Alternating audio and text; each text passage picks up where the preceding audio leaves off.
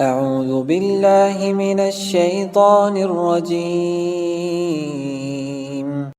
وآتينا موسى الكتاب وجعلناه هدى لبني إسرائيل ألا تتخذوا من دوني وكيلا ذرية من حملنا مع نوح إنه كان عبدا شكورا.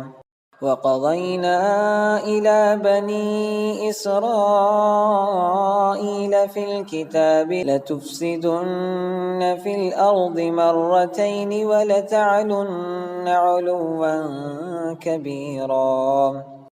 فإذا جاء وعد أولاهما بعثنا عليكم عبادا لنا أولي بأس شديد فجاسوا خلال الديار وكان وعدا مفعولا.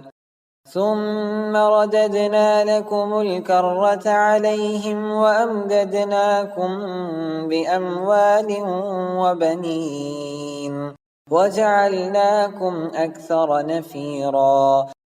إن أحسنتم أحسنتم لأنفسكم وإن أسأتم فلها. فإذا جاء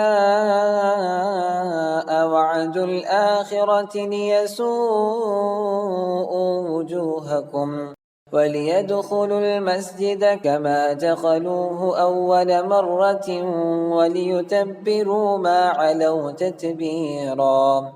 عسى ربكم أن يرحمكم وإن عدتم عدنا وجعلنا جهنم للكافرين حصيرا.